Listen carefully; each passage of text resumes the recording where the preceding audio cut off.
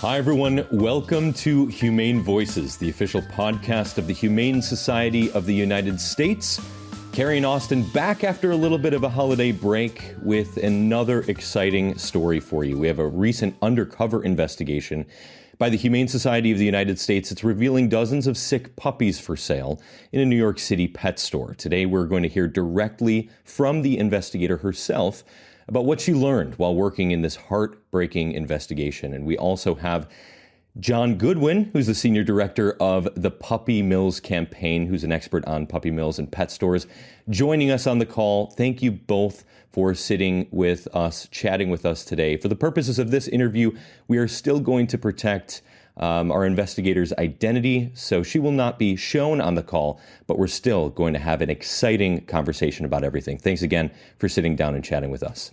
Thanks for having us. Great to have you guys. We should have just said that, that in fact our investigator just appears to be a black Zoom box, that's what she looks like in real life.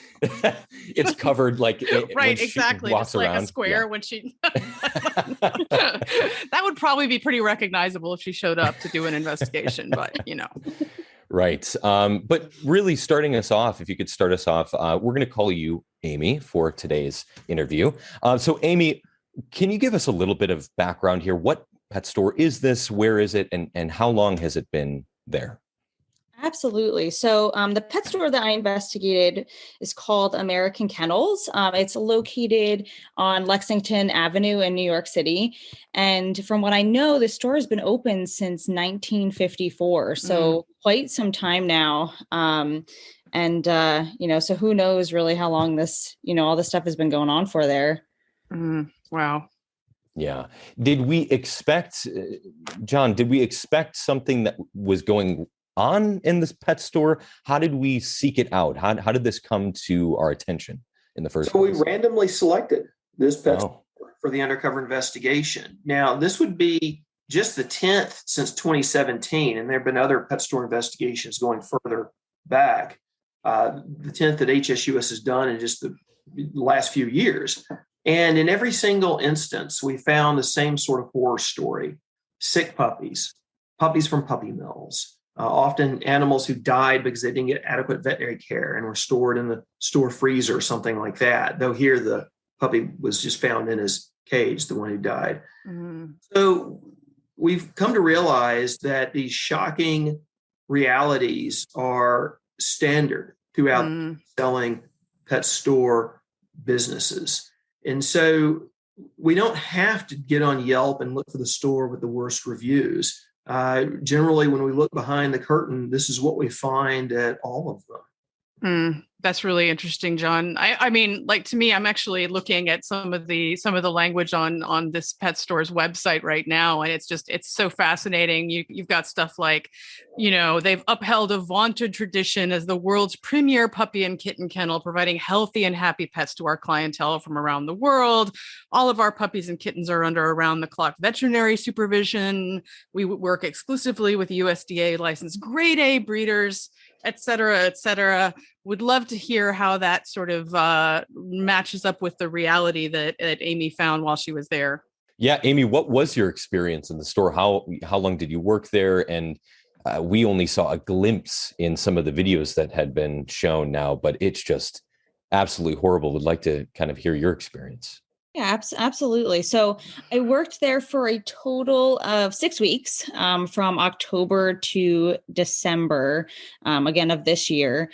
It's definitely not my first rodeo. I've done investigations previously on like factory farms, research facilities, where they conducted like animal testing and such. Working the 6 weeks there, it was awful. I've seen a lot in my day working undercover, but to be honest, this, when you walk in and, from day one, you're like, okay, this place, there is something not right here. You walk in and you're like, there's just, these pieces aren't going together like they should. And, when that something's not right on the very first day that you walk in, you can tell that this is going to be a good investigation for sure. So, only working there 6 weeks, you can imagine that, with what we already found, if I was even there for months, and months and months and months, I feel like things would have just kept piling up, to be honest. So Amy, when you say that, you kind of walk in and you can sort of sense, very quickly that something is amiss, like what were some of the first signs you saw that this was not what it was sort of claiming to be on its website and the way it's sort of presenting itself? Yeah. So the first day that I came in, you have those coughing dogs that are on the show floor. That's a dead giveaway, to be honest. I mean, in the sick room, yes, that's understandable. They're coughing, they're in the sick room.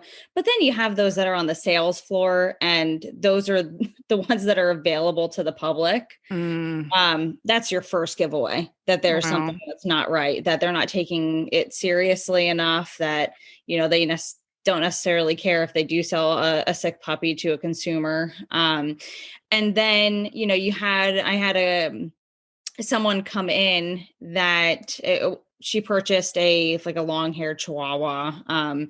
She was completely irate. And she just said that she spent $4,000 on a dog that is sick, that was hospitalized for a month. Wow. And her dog is still sick, and those are the giveaways. I mean, you're like, okay, they're not taking it seriously. They're, at that point, I didn't know what their veterinary protocol was, as far as, like when the vet actually comes in. Does the vet examine all of the puppies every time he comes in, or does he just examine those that are, new to the store? So I had to kind of figure all of that out. And, that doesn't come on day one. That comes, later on in the investigation. But, another giveaway was, on the very first day, I brought up several issues to the managers, and nothing was addressed. Interesting. And every time I was there, I would bring it up again. And I'm like, no, this issue is still the same. There was, and again, another giveaway that there is something not right at this store.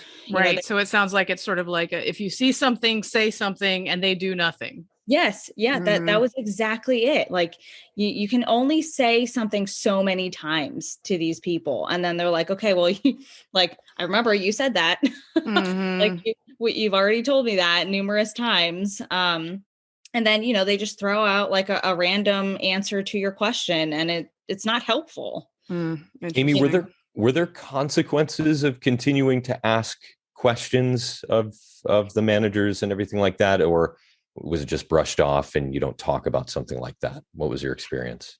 It kind of went both ways, to be honest. Like, for instance, there was a dog there that definitely, she had a skin infection. And from day one, I told the manager, I said, this dog has a skin infection. There is something not right.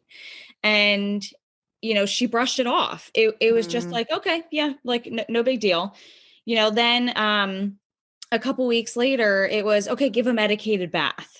Well, no, this dog really needs to be seen by a vet. Like the hair loss is just ridiculous. It was crazy. And, it just continuously got worse over those 6 weeks. And the fact that nothing had been done, it just shows, yes, they just brush things off, or they tell me things that I want to hear. Which is, okay, this puppy will be seen by the vet today, or, or okay, yes, we'll go ahead and make sure that he or she is seen. And it doesn't happen. It doesn't happen. It just doesn't happen. So, those were kind of the things that we dealt with while we were there. Interesting. So JP, is this kind of thing typical? I mean, is it unusual of a store? Like, it sounds like there were just sick dogs everywhere at this particular store. I mean, is this representative of what you frequently see, or is this unusual? Well, it is representative of what we usually see. So you've got a commercial pet breeding industry that's based on a broken and flawed model. So think about this from the perspective of a pet store owner. They've got, 40 glass display cases or cages that they need to keep filled with a large volume of puppies, numerous breeds, 365 days a year. Well, they're not going to have a Rolodex with 400 small scale breeders where the breeding mom lives in a home. No, they're going to go to a few high volume puppy mills, because there they can keep a steady volume, a large volume of puppies coming at all times. So you're going to have puppies that are born in very subpar conditions. Then they're going to be jam-packed onto a cargo van that leaves the Midwest, which is where most of the puppy mills are, begins this long distance journey to, in this case, New York City. And so you're going to have puppies commingle from different kennels, and they can fit 160 in this truck. They're all breathing the same air. If one is sick, a bunch of the others get sick. Now, they arrive at the pet store, and the pet store doesn't want to gobble up all of the profits with veterinary bills. So they will have the cursory intake exam, which is where a veterinarian shows up once a week and eyeballs each of the puppies for about 30 seconds. Investigations, we filmed these intake exams, and they're just very brief, very inadequate. And then they're put up for sale. And if some of them are sick, there's often antibiotics at the store. They might not be the right antibiotic for a particular bacteria the puppy perhaps has in his or her system, but the store will try these ad hoc treatments because, again, they don't want the profits to be gobbled up at the vet care. So that's what we see. And it's not just us. The Centers for Disease Control did an investigation into the puppy selling pet store industry when a bunch of pet store puppies got human beings sick with this chronic disease. And we saw documents from the CDC where, in their own words, they describe the commercial pet breeding industry as having sanitation problems at every link in the chain. And rather than clean up their industry, their solution was try to paper over it with antibiotic usage to both healthy animals to try to prevent them from getting sick, and also to animals who are already sick.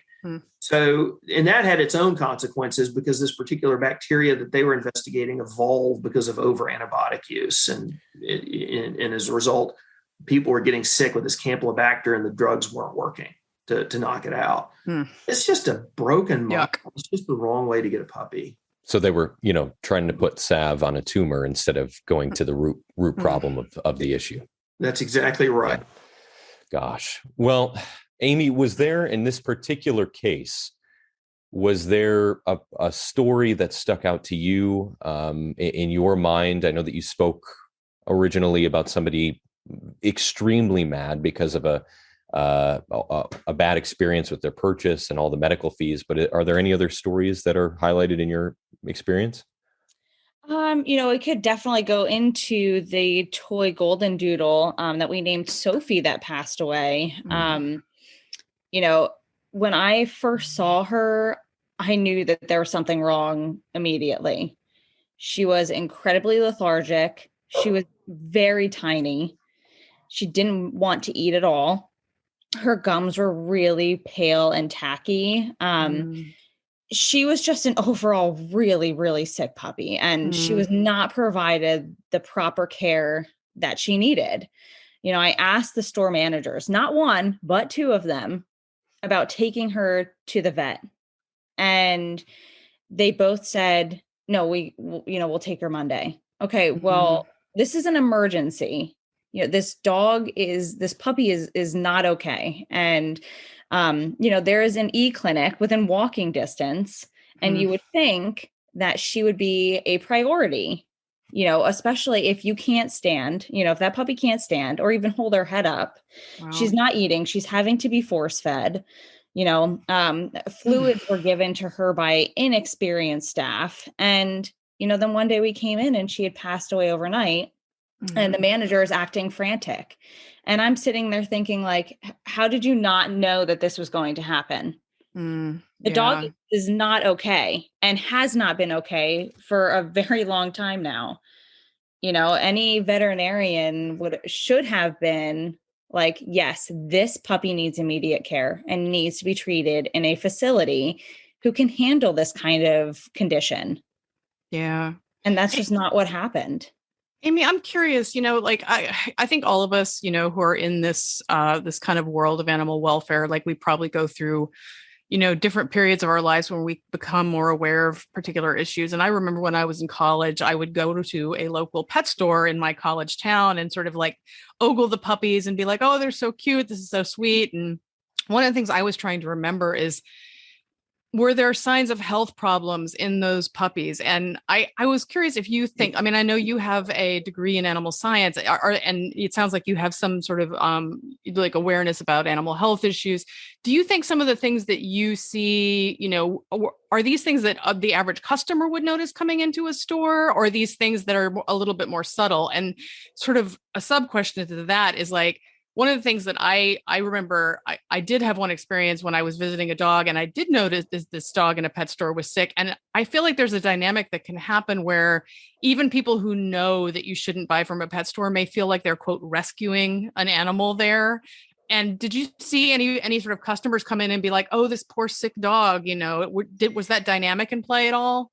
Yeah, no, that's a great question. So back to the first part of your question, because I have a background, my bachelor's in small animal science, and I've worked as a veterinary technician for many years. It is kind of difficult for me to like not be able to know that dog is sick as soon as I, would walk in somewhere. But I think for like a regular consumer, there were some people that came in and they're like, oh, that dog's coughing. Like that's a problem. But then you have some people that just have that blind eye and they're like, oh my gosh, this puppy's so cute. Like this dog is adorable. And, they look past that. They just don't even consider where the dog came from, or the fact that, the dog has nasal discharge coming out of, out of its nose, or it's scratching excessively, or, you hear that cough, or,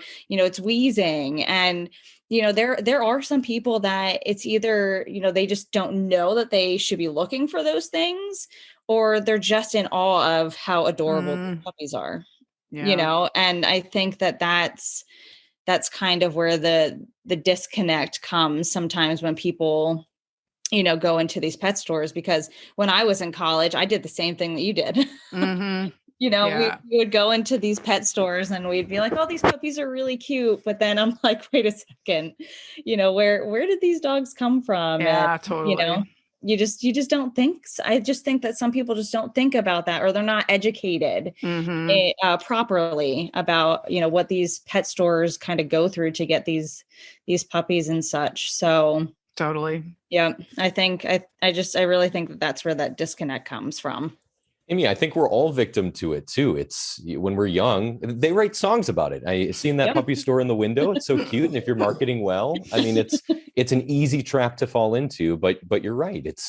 Austin, how old are you that you've heard that song about puppies in the window? I mean, come on now. Like, it's not exactly a top 40 hit. 1 year old. Okay. All right. So let's just be clear here. No, but you're so right, Amy. And nobody pulls the curtain, or not many people pull behind the curtain to see what's going on. And it's a good question. That's why we're having these kinds of conversations. John, I know that your department puts on an annual horrible 100 report listing terrible puppy mills across the country. Did this store, do business with one of those puppy mills, or is this kind of an example of somebody who could be doing business with something like this? Yeah, so there are a few notorious puppy mills that we link to this particular store. Just looking at what they call certificates of veterinary inspection, or CVIs. I'll call them CVIs for going forward. This is a piece of paper that accompanies a puppy who is transported across the country. And we look at these CVIs because a lot of state governments maintain them for a while. In the case of New York, they go up on the Agriculture Department's website, and you can see where the puppies are coming from that are going to the stores. And with those records, we were able to link them to 3 puppy mills who had been in our horrible 100 report. And we didn't go back that far, so there could have been more. Further, there was another puppy mill that had not made it into our horrible 100 report, because there are a lot of people that probably should be in there. But again, we're trying to limit it to 100 a year. And there's a lot more bad places than just 100. But there was another place where we had video footage, and it was exactly what you expect at the puppy mill. Small cages, dogs who may never have a foot touch a blade of grass. Just exactly what you think, small cramped enclosures, basically a puppy factory farm. And again, as I was saying earlier, that's what pet stores rely on, because they just don't want to have to deal with 300 or 400 small scale breeders when they can go to 5 to 10 places that are mass producing high volume dog breeding kennels. It's really interesting to think about that, John. I think sometimes we think about those dogs who have never touched a blade of grass. You see that reaction when dogs are freed from research facilities, but the fact that these animals are coming from places where they are intended to be pets and they have the same reaction just tells you how they're being cared for in the beginning of their lives. Oh, yeah. My goodness. Or not cared for, as I should say. Yeah. You hear about the difficult work that people endure when they adopt some of these dogs who've been trapped in puppy mills. And just to show how low the bar is, I was once talking to the CEO of a major pet store company that sells puppies. And he said, "Oh, no, we're working on socialization. Some of these dogs can walk on a leash." And I was like, that's it. They can walk on a leash. That's a really low bar. The fact that you think that's a sign of progress shows how diminished life is for these dogs who really know nothing but a cage and being bred and pregnancy. So what did we end up doing with the info that was gathered, kind of closing the loop on the investigation? How do you wrap up with some of this information that you found? Well, because what we found was so horrifying, we shared it with New York City. And there's already been some developments. New York City has an ordinance that says that pet stores cannot acquire puppies from brokers. Now, a broker is basically a middleman between a puppy mill and a pet store. And so a lot of these brokers will buy from several hundred puppy mills, and then the pet store will just go to the broker to get all the puppies they need. And just New York City doesn't allow pet stores to acquire puppies that way. In this case, they had a number of puppies who did come from brokers. Already, 3 of the puppies were relinquished. And I'm fostering one of them, a little puppy, and he was sick. He had Giardia and various other parasites, as well as some sort of upper respiratory infection and cough. And so we're getting him through that. How many of those diseases do you now have, John? Oh gosh, we don't know yet. Oh, I hope none. All right. Crossing fingers. Yeah, fingers crossed. Yeah. And the other 2 were also fostered by HSUS staff as well while we're their forever homes. And one of them also had Giardia and some other medical issues. And then there was a Jack Russell Terrier who had severely bowed legs. And I don't know if that's from her being kept in just cages throughout these formative weeks of her development, or if it was because of nutritional deficiency. Don't know. But all of these are getting a lot of TLC right now and will hopefully be going to their homes. Also, the city has cited the store for acquiring puppies from brokers. Now, we expect that there could be more to come. The New York Post had a big article over the weekend about our undercover investigation. And one of the Twitter accounts that the New York City mayor's office controls retweeted the New York Post article and said that they're looking into this further and that they take these sorts of things very seriously. Cruelty animals, suffering, puppy mills. So we'll see where it goes, but we have the highest confidence in New York City because when we did a previous investigation into a puppy selling store, also Amy's great work, they came down on that store hard. And in fact, a judge, there's a default judgment of a $4 million fine for that. Similar problems to this one. So I think New York City is doing a great job of taking this seriously, but we have to be patient because to do an investigation right takes some time. Yeah. Amy, if turning around, I know that you don't have this chance normally in your line of work, but you're on the podcast now. If you could let a consumer know who walks into the store looking for a puppy behind that glass window, what would you advise for the people that are listening on this show right now? I would say 9 chances out of 10, you're probably going to be bringing home a puppy that is sick. And, so I definitely think doing your research before coming in is really, really important. And, just realizing that these puppies are neglected and they don't get that playtime that you might think that they get, at American Kennels. People would ask like, oh, do they get to play? Do they get to run around and play? And I'm like, what? Like these other staff members are completely lying, saying, oh yeah, they get all this playtime and then the consumers are like, oh, well, that's great. Like they get to act like actual puppies. But the reality is that those dogs, the only time they were out of those cages were when I was having to brush them or when they were being looked at by a consumer. Wow. The only time, or like if they needed to be bathed, but that was it. Like, I mean, these staff members are lying to these consumers, and, you really just have to, have your hard hat on and be like, okay, I don't really believe what you're saying. You have to take that little perception out of your head that these are really, really cute puppies and it doesn't matter where they come from. I'm rescuing them or I'm saving them, but really you're contributing to the industry. And, I think that's something that these people have to think about when you walk into a store. Amy, just out of curiosity, when you're talking about the staff lying to consumers, I mean, did you get a sense when you started there, was that something that they were sort of coached to do, or is it just something that they developed into sort of natural salesman sort of pattern that you develop when you work in retail? That's a great question. There were several instances where, again, people would ask about like exercising and where we got the puppies from, et cetera. And they never asked me because I was just like, I don't know. I'm just not kidding. You're not going to win salesperson of the year. Oh no. Apparently. I was like, so you can go ahead and ask one of those guys over there. Let them lie to you. Yep. I was like, because I'm not telling you anything. Right. So for me, I wasn't the best. I was not the person to go to for that.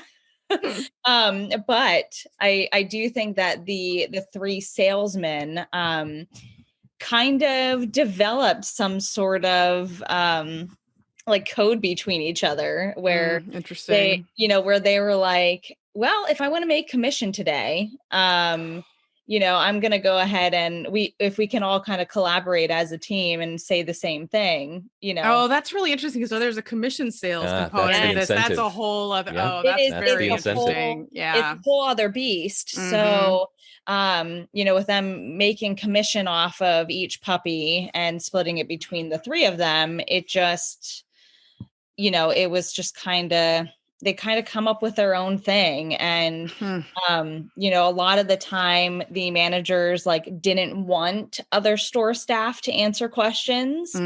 So it would be like, go to the salesman and whatnot. But then a lot of consumers were kind of turned off by it. They were just like, well, why can't you answer my question? Like, I don't understand. I don't understand what's going on here. So there were some people that caught on that it was kind of weird. That's really interesting. Yeah.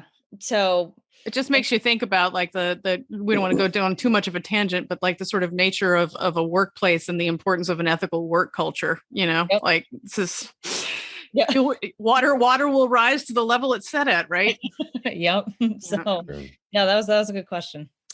So, Amy, we got your experience. I know that we've spoken with you, John, previously, and Kathleen, part of your department, about some of the red flags that people look out for. Can you let us know, empower the listeners when we are presented with a situation like this, things to look out for, or things that we as the public can do to get their voice heard about changing the tides for ending puppy mills? Well, I mean, not to be snarky, but the number one red flag when you walk into the pet store is whether or not there are puppies there. That's the red flag. When puppies should go directly to their home. These are key, this 8th, 9th, 10th week of the puppy's life. these are key weeks in the puppy's development, and they shouldn't just be living in some cage behind glass. They should be interacting with different people, having different experiences, getting out in the world, because those are important things for helping a puppy, grow up to be a well-adjusted dog. And that's an issue entirely separate from the puppy mills that they come from. Now, what can people do? There has been tremendous momentum to deal with this problem. 5 states now have enacted state legislation to stop the sale of puppies in pet stores. In California, Illinois, and Maryland, it's completely illegal. Maryland and California are in effect. Illinois goes into effect in February, completely illegal to sell puppies in pet stores. Washington and Maine have some stores that were grandfathered in, but no more new stores can open up to sell puppies. And then there's over 400 localities at the city or county level that have passed this sort of ordinance. New York could be next. The New York State Senate twice has voted to stop the sale of puppies in pet stores because of the concerns that we found at American Kennel and in previous investigations, like at Chelsea Kennel Club, for example. This year, we hope we can get it to the New York Assembly and have that sort of law statewide. What can people do? If you're in a state that's considering legislation like that, like New York, for example, please contact both of your state legislators. These are the people who serve in your state capital. In New York, that's Albany. We're not talking about your federal legislators in Washington, D.C. We're talking about your state legislators. Contact them and ask them to support the legislation that's pending to stop the sale of puppies in pet stores. They'll know what you're talking about. And then if you're in a locality with a puppy selling store, get in touch with either us here at headquarters to the Puppy Mills campaign or your HSUS state director. And if you're interested in working with us on a campaign to pass a local ordinance to stop the sale of puppies in pet stores. Now, these are big lifts. So, it's not like something, if you're just, hey, listen, I'm kind of, partially interested. This is something that, requires some work. But if you're committed to helping get this over the finish line, reach out to us. And you know what? Everything worth doing is requires some work. So that's just part of it. Mm-hmm. Yeah, absolutely. Perfect. Well, couldn't have said it better. I think this is an unfortunate spotlight on an unfortunate industry, but it's helping turn the tides for a lot of the fight that we're doing. And I'm just grateful that we have a chance to discuss really what happens behind the scenes, things that we don't see at the front of that puppy store. So yeah, and Amy, thank you so much for the work you do. I know that undercover stuff can be really, it's challenging just in terms of what you see, but also the sort of personal dynamics there. And thank you so much for doing it. Oh, no, thank you. Thank you so much. Amy, thank you again, an investigator for the Humane Society of the United States, and John Goodwin, Senior Director of the Stop Puppy Mills campaign. That's all we have for today's show. When looking for a puppy or another foster animal, please skip the pet stores. It's the holidays. Please, the internet sites, no, don't do that. Before you're picking up the phone or going online, pick up the phone for a state legislator.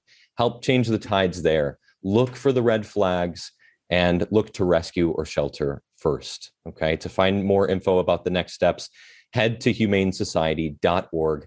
Carrie, this is very bittersweet. I don't want to go on too long, but this is going to be the last episode for me as your co-pilot here. I don't like it, Austin. I know. I'm objecting. I'm lodging my objections. I know it's been very hard these past couple of weeks. I am going on to another adventure, but it doesn't mean that I haven't lost my fight for all animals. Learning about these topics from these subject matter experts over the past few years has been the shining light in my day job. I've looked forward to this and goofing around with you all the time, every episode that we have.